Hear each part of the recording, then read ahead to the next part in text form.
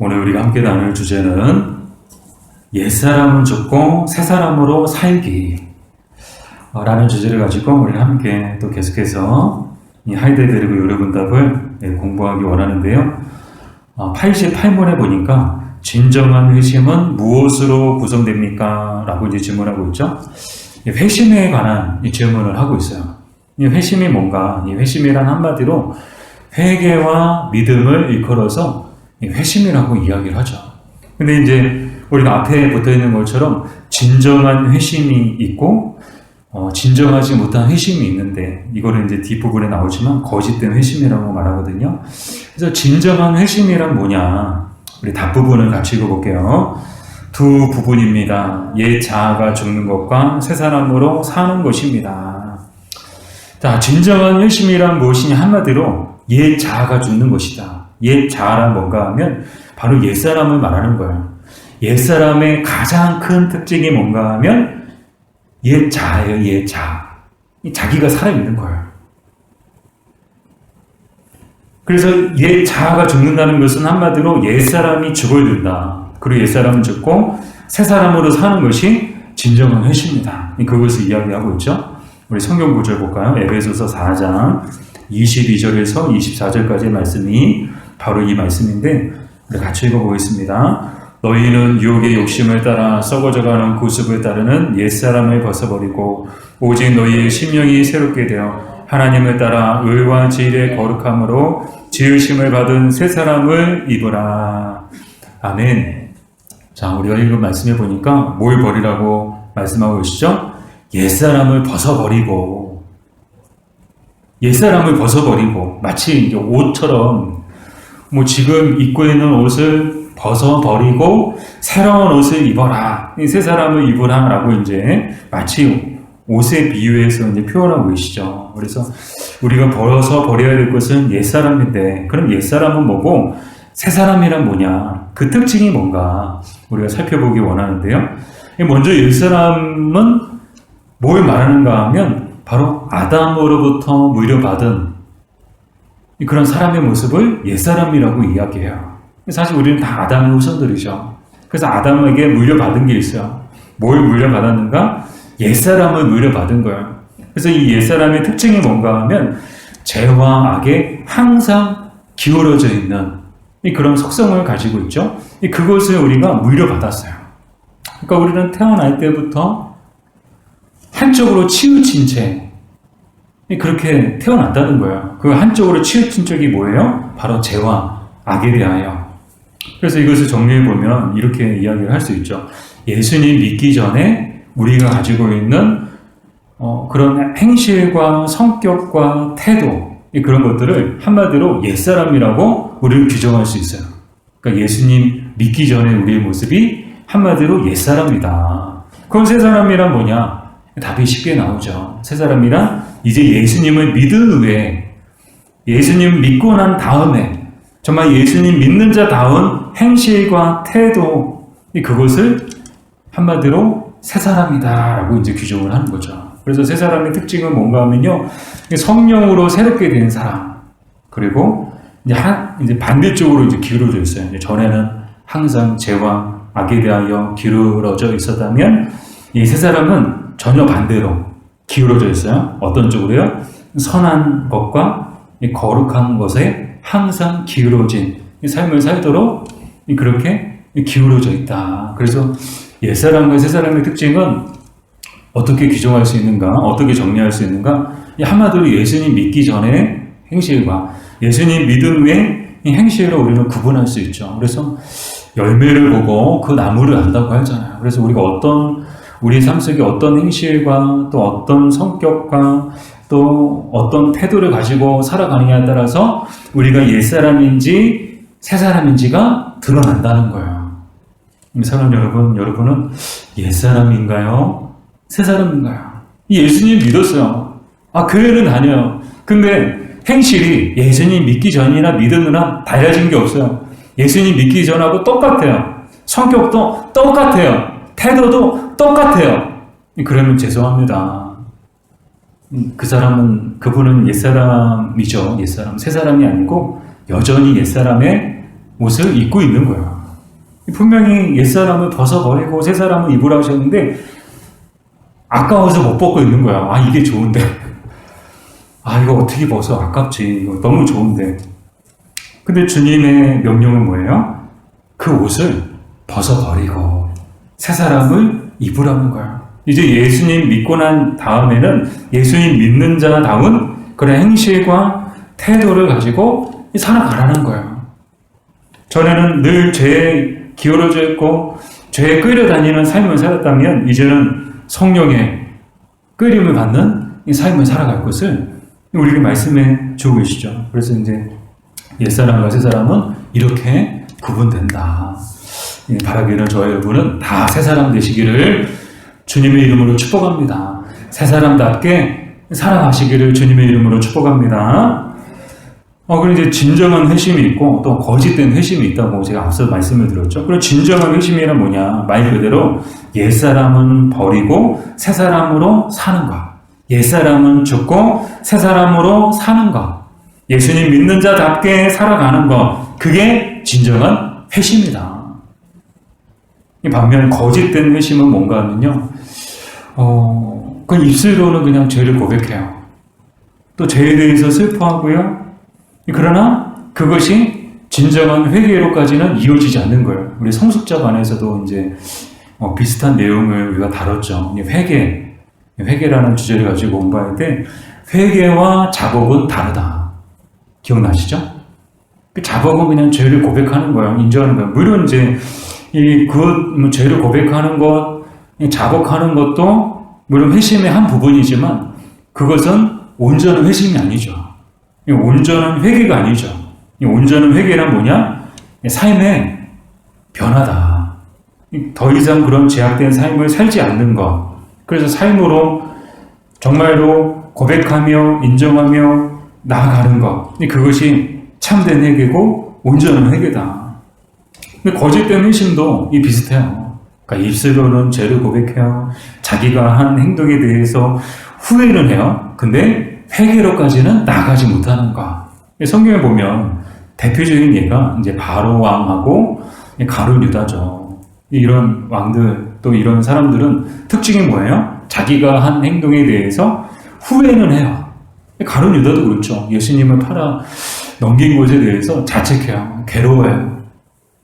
후회는 했어요. 그래서 다시 돈을 돌려줬잖아요. 안 받으니까 그냥 던지고 도망갔잖아요. 근데 후회는 했는데 가장 중요한 걸 빼놓은 거예요. 뭐였을까요? 회개를 안 한 거예요. 회개를. 하나님 앞에 나아가서 예수님 앞에 나아가서 자기의 죄를 고백하고 용서를 구했다면 가룟 유다도 용서 받았을 텐데 이 가룟 유다는 회개로까지 나아가지 못했죠. 자, 이렇게 겉으로는 입술로는 자기의 죄를 고백하고 또 표정으로는 막 슬퍼하고 후회하는 듯 보이지만 그것이 회개로까지는 나가지 못하는 것. 그게 거짓된 회심이다. 근데 우리는 이것을 경계해야 되겠죠. 그래서 이런 질문을 할 수 있을 것 같아요. 우리는 진정한 회심을 경험한 사람들인가? 아니면 거짓된 회심 속에 마치 그것이 회심한 것인 양 착각하고 살아가고 있는가? 가장 중요한 건 그거예요. 진정한 회심은 삶으로 드러나는 고백이죠. 삶으로 드러나는 회개죠. 이 삶으로 증거되어질 때 그것이 진정한 회심입니다. 세 번째로 진정한 믿음과 거짓된 믿음이 또 있는데 이 진정한 믿음과 거짓된 믿음의 차이가 뭔가 하면요. 진정한 믿음은 완전히 예수님께 굴복하는 삶. 완전히 그거 예수님이 서 그러면 서고 앉아 그러면 앉고 가 그러면 가고 가지마 그러면 안 가고 아무리 가고 싶어도 예수님이 가지마 그러면 안 가고 아무리 가고 싶어도 그런 개인의 의사와 상관없이 주님께서 명령하시는 대로 또 주님의 권세와 권위 앞에서 전적으로 순종하고 또 복종하는 것, 그것이 이 진정한 믿음이다. 뿐만 아니라 진정한 믿음의 특징이 뭔가 하면요. 거룩한 삶에 대한 열망과 갈망. 거룩한 삶을 살아야 되겠다. 이제 예수님 믿는 자답게 이제 거룩한 행실과 또 거룩한 태도와 또 성령의 이끌림을 받으며 살아가야 되겠다라는 그런 마음속의 열망과 갈망이 있느냐. 그렇다면 그건 진정한 믿음이라는 거예요. 그게 진정한 믿음이라는 거예요. 반면 거짓된 믿음이란 무엇인가 하면요. 이 그리스도께 완전히 굴복하지 않아요. 그리고 전적으로 의존하지도 않고 또한 거룩한 삶에 대한 열망과 갈망도 없어요. 그러니까 앞서서 말씀을 드렸던 것처럼 그냥 옛사람하고 다를 게 없는 거예요. 전혀 다를 게 없는 거예요. 그거는 뭐 믿음이 있다고 말하지만 그 믿음은 진정한 믿음이 아니고 거짓된 믿음이다. 우리는 어떤 믿음을 가지고 살고 있는지를 우리 스스로에게 질문해 봤으면 좋겠어요. 나의 믿음은 진정한 믿음이냐? 나 완전히 그리스도께 굴복되어지고 그리스도를 전적으로 의존하고 또 거룩한 삶을 살고자 하는 열망과 갈망이 내 안에 있는가? 아니면 그냥 뭐 적당히 뭐 살면 되지 뭐 적당히 살다 뭐 구원만 받으면 되지 라는 그런 믿음을 가지고 살고 있느냐? 근데 거짓된 믿음 중에 또 하나의 특징이 뭔가 하면요. 이제 예수님 믿으면 건강해지고 부자가 된다는 말만 듣고 교회를 다니는 경우도 거짓된 믿음이래요. 교회 다니면 복 받고, 교회 다니면 잘 살고, 교회 다니면 부자 되고, 그런 말에 혹해가지고 교회 다녀요. 믿음은 없이, 교회만 다니면 뭐 구원받고, 교회만 다니면 뭐 부자 되고, 그것도 거짓된 믿음이다라는 거예요. 참된 믿음이 아니라는 거죠. 참된 믿음은 뭐냐? 진정한 믿음이란 뭐냐? 오직 이제 뭐 복을 받든 이 땅에서 뭐 잘 먹고 뭐 부자가 되든 부자가 되지 못하든 뭐 건강하든 건강하지 못하든 예수님 믿고 구원 받는 거, 그 믿음 가지고 살아가는 거, 그 믿음에 이끌려서 살아가는 거, 믿음의 대상이신 하나님과 예수 그리스도를 섬기며 살아가는 거, 그것이 진정한 믿음인 줄 믿습니다. 이미 우리는 하나님의 나라를 유업으로 받은 사람들이에요. 이미 우리는 하나님의 나라에 들어갈 사람들이에요. 이 땅에서는 우리 잠시 나그네처럼 사는 것 뿐이고 우리는 본향으로 들어갈 사람들이에요. 그러니까 이 땅에서 뭐 나그네로 지내는 동안 뭐 그런 차이는 있을 수 있겠죠. 뭐 이렇게 호텔에서 지내는 사람이 있는가 하면 뭐 모텔에서 지내는 사람도 있고 뭐 민박집에서 뭐 지내는 사람도 있고 뭐 거리에서 뭐 이제 뭐 지내는 사람들도 있겠죠. 그건 중요하지 않다는 거예요. 이 땅에서의 삶은 그렇게 중요하지 않다는 거예요. 상대적으로. 그죠? 뭐 그렇다고 해서 이 땅의 삶이 뭐 아무 의미 없고 뭐 이렇게 뭐 부질없다는 말씀은 또 아니에요. 뭐 이 땅에 사는 날 동안에 건강하게 살면 좋죠. 또 그냥 뭐 바깥에서 그냥 추위와 더위에 뭐 시달리면서 지내는 것보다는 따뜻한 또 시원한 집에서 지내면서 사는 것이 또 좋죠. 그러나 그것보다 더 중요한 것은 이 땅이 영원한 것이 아니고 우리 영원한 하나님의 나라를 향해서 가는 사람들이다라는 것. 그래서 늘 우리의 시선과 늘 우리의 마음은 하나님의 나라를 향해 있어야 된다는 거예요. 그래서 늘 마음이, 늘 시선이, 늘 생각이 이 하나님 나라에 있는 사람들, 그 사람들이 진정한 믿음을 가진 사람들인 줄 믿습니다. 바로 우리 성도님들도 비록 이 땅에 살아가지만 저도 이 땅에서 살고 있고 여러분도 이 땅을 밟고 살아가지만 늘 우리의 마음과 우리의 시선과 우리의 생각은 하나님의 나라를 향해 있기를 주님의 이름으로 축복합니다. 찬송가 부르잖아요. 오늘이라도 주님 얼굴 배우면 얼마나 기쁠까. 뭐 아쉬울 게 하나도 없어요. 저는요. 모르겠어요. 뭐 하나님이 오늘이라 데려가시면 어쩔 수 없지만 뭐 아쉬울 게 없어요. 그냥 주님 얼굴 배우는 것만큼 우리에게 기쁜 일은 없을 것 같아요. 우리 영혼에 기쁜 일은 없을 것 같아요. 그것이 우리 인생 가운데 가장 큰 기쁨이라고 저는 생각해요. 사랑하는 주님을 만나는 것, 주님의 얼굴을 뵙는 것, 주님의 품에 안기는 것. 그러나 이거는 아무에게나 허락하신 것이 아니고 하나님의 때에 하나님께서 허락하신 사람들에게만 주어지는 것이겠죠. 예수님 재림하시기 전까지는 근데 예수님 재림하시면 그때는 모두에게 이 은혜가 다 임하겠죠. 그때가 언제인지는 몰라요. 그때까지 열심히 사는 거예요. 믿음으로 사는 거예요. 새 사람답게 사는 거예요. 자, 89문. 옛사람이 죽는다는 것은 무엇입니까? 우리 답 부분을 같이 읽어볼게요. 이것은 진정으로 죄를 슬퍼하고 더욱더 죄를 미워하며 피하는 것입니다. 왜냐하면 우리의 죄는 하나님을 분노하게 만드는 것이기 때문입니다. 아멘. 우리 요엘서 2장 12절에서 14절까지의 말씀을 같이 읽어보겠습니다. 여호와의 말씀에 너희는 이제라도 금식하고 울며 애통하고 마음을 다하여 내게로 돌아오라 하셨나니 너희는 옷을 찢지 말고 마음을 찢고 너희 하나님 여호와께로 돌아올지어다. 그는 은혜로우시며 자비로우시며 노하기를 더디하시며 이내가 크시사 뜻을 돌이켜 재앙을 내리지 아니하시나니 주께서 혹시 마음과 뜻을 돌이키시고 그 뒤에 복을 내리사 너희 하나님 여호와께 소제와 전제를 드리게 하지 아니하시는지 누가 알겠느냐. 아멘. 자, 이제 하나님 앞에 돌아올 때 어떻게 돌아올지를 이제 회개하는 모습을 말씀해 주고 계시죠. 회개 방법에 대해서 너희는 옷을 찢지 말고 마음을 찢고 여호와께로 돌아올지어다. 당시 유대인들은요, 자기 안에 있는 깊은 내적인 슬픔을 어떻게 표현했는가 하면 옷을 찢는 행위를 통해서 표현을 했대요. 그래서 그 당시에 회개의 표현도 옷을 찢는 그런 행위를 통해서 하나님 앞에 공식적으로 자기가 회개하고 있음을 표했다고 하는데, 오늘 하나님께서 이 요엘 선지자를 통해서 주시는 말씀이 뭐예요? 야, 너희 옷 찢지 말고 마음을 찢어. 이 말씀은 무슨 말씀인가 하면요, 그냥 형식적으로 옷만 찢는다고 그게 회개가 아니라는 거예요.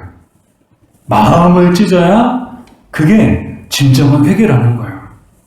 지금 마음이 회개를 해야지 그냥 그냥 퍼포먼스 하듯이 이렇게 쇼하듯이 그냥 옷만 찢는다고 그게 회개냐. 사람들의 눈에는 저 사람 회개하네, 저 목사 회개하네, 그렇게 보이지만 하나님은 늘 뭘 보세요? 중심을 보세요. 사람은 겉모습을 보죠. 그러나 하나님은 늘 중심을 보시는 거예요.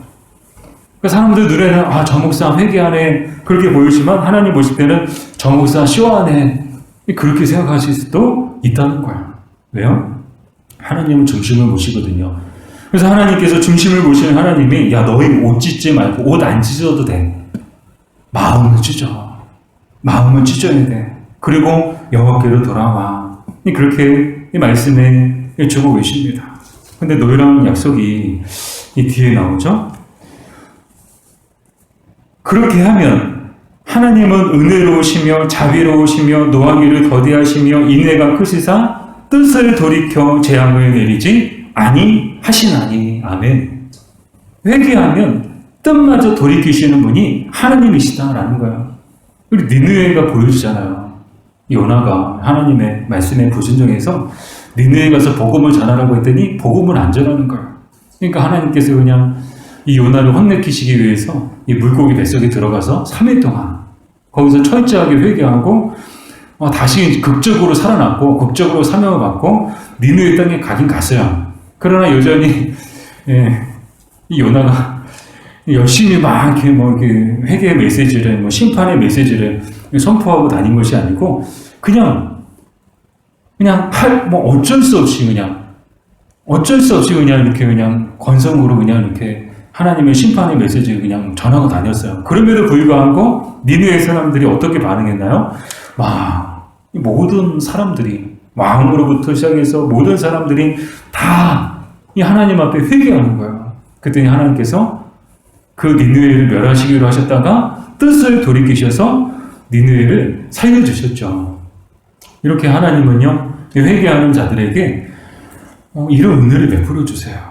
이런 복을 내려주세요. 그래서 뒷부분에도 보면 주께서 혹시 마음과 뜻을 돌이키시고 그 뒤에 복을 내리사 너희 하나님 여호와께 소제와 전제를 드리게 하지 아니하시는지 누가 알겠느냐.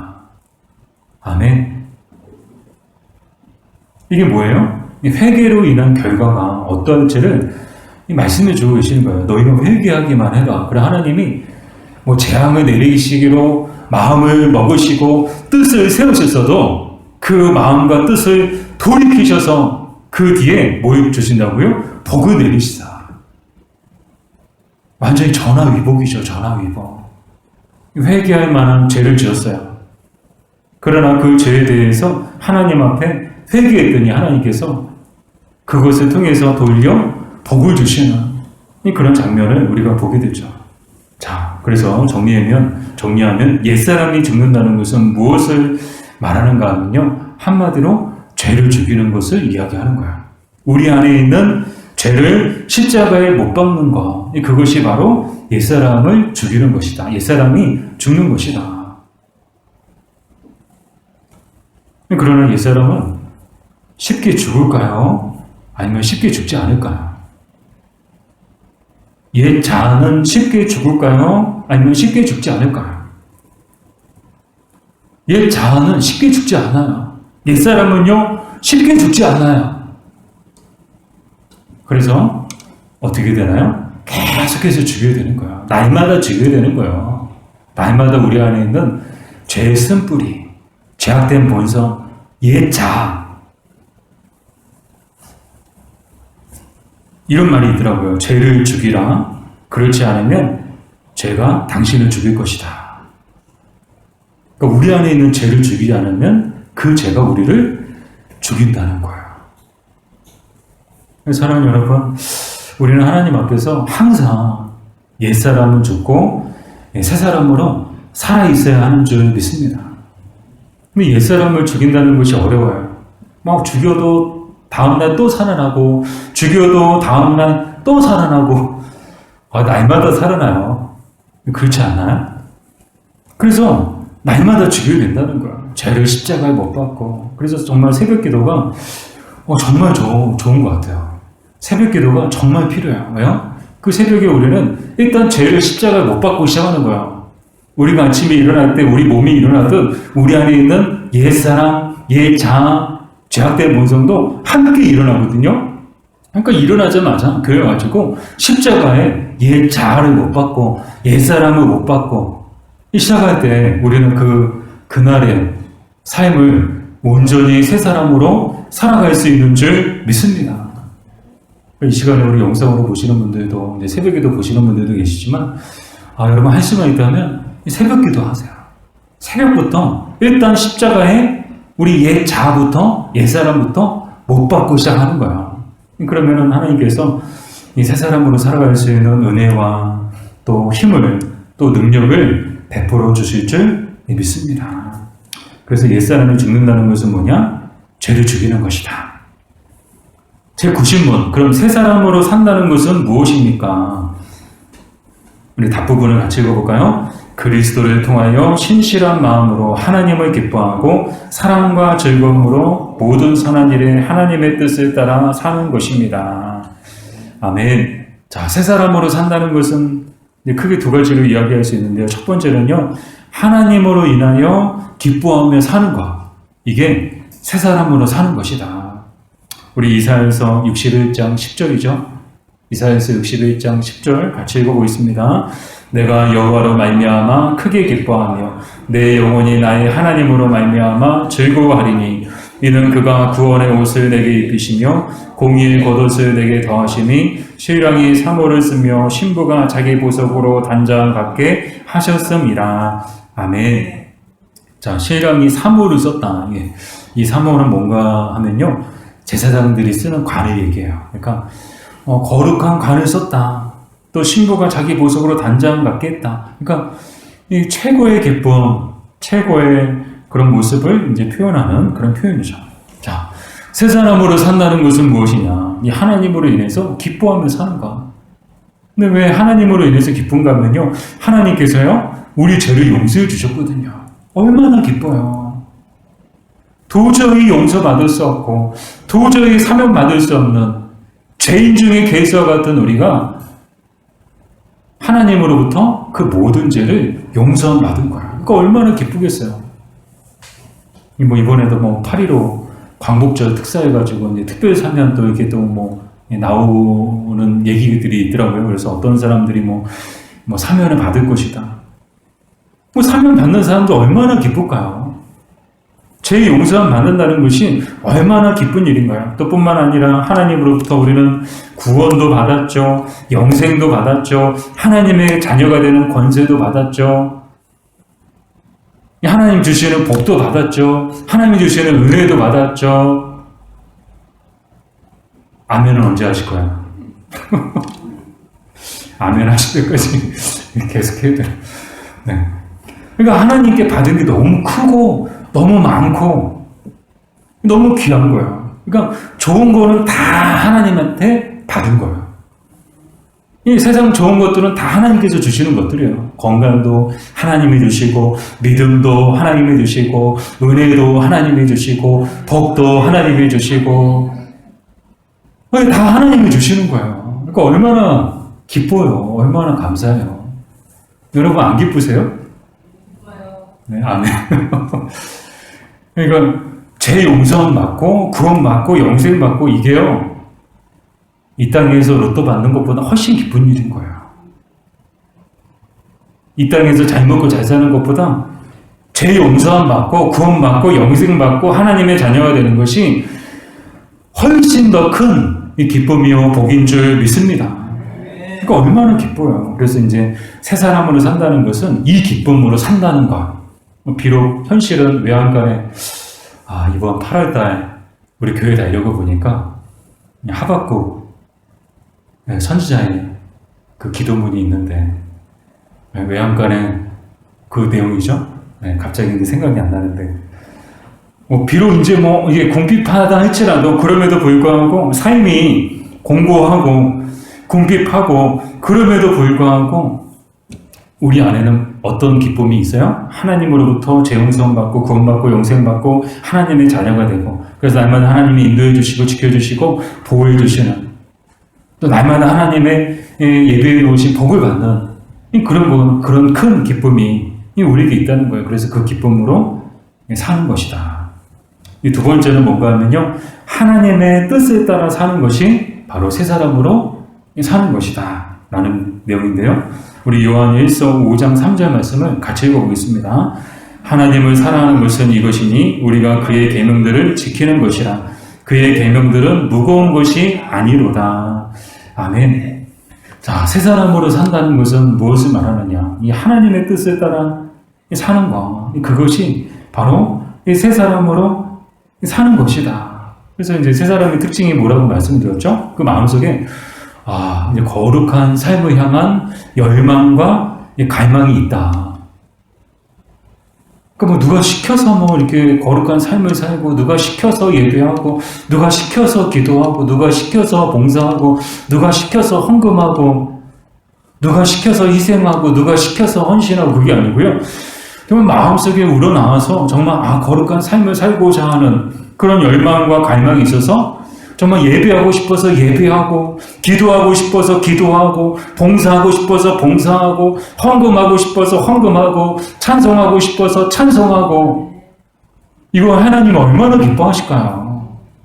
여러분 상상이 되세요? 사람도 그렇잖아요. 우리 자녀들도 이 자녀들이 부모의 심부름, 또 자녀로서 해야 되는 일들을, 자기가 해야 되는 일들을 정말 기뻐서 하는지 아니면 하기 싫은 거 억지로 하는지 우린 다 알아요.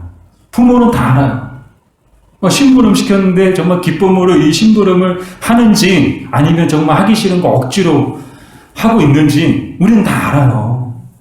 하나님이 모르실까요?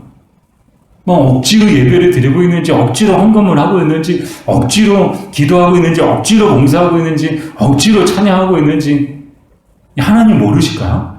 사람은 몰라도 하나님은 다 아세요. 그럼 우리가 어떻게 되어 있어요?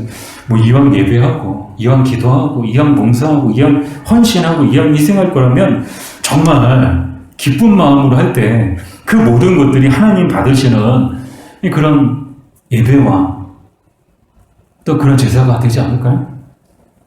자, 그래서 이제 새 사람의 특징은 누가 시켜서 하는 게 아니에요.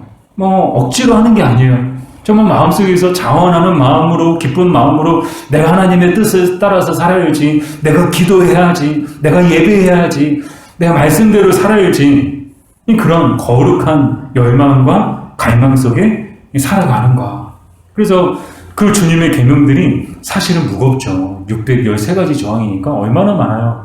그것들을 다 지킨다는 것이 정말 엄청난 무게죠. 그러나 하나님을 사랑함으로 인해서 그 율법의 그 계명의 그 무거운 것들이 전혀 무겁게 느껴지지 않고 기쁨으로 가벼운 것으로 느껴지는 거야. 자식을 키울 때 부모의 마음도 그렇지 않았나요? 애 키우는 게 얼마나 힘들어요. 그러나 기쁨으로 하는 거예요. 자원함으로, 감사함으로, 사랑함으로 하니까 전혀 힘들지 않은 거야. 이 주님의 일도 마찬가지라고 생각합니다. 정말 믿음 좋은 분들은요, 막 힘드시죠? 그래도요, 힘 안 든대요. 오히려 기쁘고 감사하고요, 힘이 전혀 안 든대요. 왜 그럴까요? 하나님을 사랑하고, 교회를 사랑하고, 성도들을 사랑하는 마음으로 또 믿음으로 하니까 그런 것들이 전혀 막 무겁다, 힘들다, 그런 느낌보다는 기쁘다, 감사하다, 즐겁다, 행복하다, 그런 마음들이 훨씬 더 큰 거죠. 저도 개척을 하고서 막 그런 말씀들을 많이 들었죠. 이제 몇 번 말씀을 드렸었는데, 개척교회 개척하시느라고 힘드시죠. 힘이 안 들면 거짓말이죠. 힘든 건 사실이지만 힘든 것보다 개척에서 감사하고 개척에서 행복한 것이 더 크다고. 솔직한 고백이었거든요. 계속해서 힘든 것 있었어요. 힘이 안 들면 거짓말이죠. 힘든 건 분명한 사실이었어요. 그러나 그 힘든 것보다 그 가운데 주시는 하나님의 은혜와 그 가운데 주시는 기쁨과 감사가 더 크더라고요. 그러니까 버티고 견딜 수 있었던 거예요. 근데 그때 만약 이 하나님의 은혜와 또 그 기쁨과 감사는 조그맣고 막 개척에서 힘든 걸 더 컸다면 아마 모르겠어요. 지금 이 자리에 아마 서 있지 못했을 것 같아요. 근데 하나님은 정확하세요. 힘든 거 사실이에요. 이 땅에서 살아간다는 것이 결코 만만치 않아요. 힘들고 어려운 일들이 늘 하루에도 수없이 막 찾아와요. 그럼에도 불구하고 그 가운데 그것을 이기고도 넘을 수 있는 하나님의 큰 은혜가 함께 임하는 줄 믿습니다. 그러니까 버티고 견딜 수 있는 거예요. 바라기를 우리 안에 정말 하나님의 뜻을 따라 살려는 거룩한 열망과 갈망이 저 여러분 속에서 막 불일 듯 일어나기를 주님의 이름으로 축복합니다. 그래서 막 예배의 자리에 막 나오고, 막 기도의 자리에 나오고, 막 뜨겁게 찬양하고, 뜨겁게 봉사하고. 이번에 여름 성경학교 할 때 우리 교회에서 했는데, 너무 감사한 거예요. 저는 이분들이, 전에도 느꼈던 거지만 세상 참 느끼는 게 이분들은 내일이 없는 분들이다. 내일이 없어요. 오늘 모든 걸 다 쏟아 부어요. 그 모습을 보면서 너무 감사하고 너무 참 대단하다. 정말 하나님 앞에서 우리도 정말 이런 모습으로 살았으면 좋겠습니다. 하나님 나라를 위하여, 교회를 위하여 정말 모든 걸 쏟아 부을 수 있는 그런 저와 여러분들 되시기를 주님의 이름으로 축복합니다. 자, 마지막으로 91번 선한 행실은 무엇입니까? 우리 답부분을 같이 읽어보겠습니다.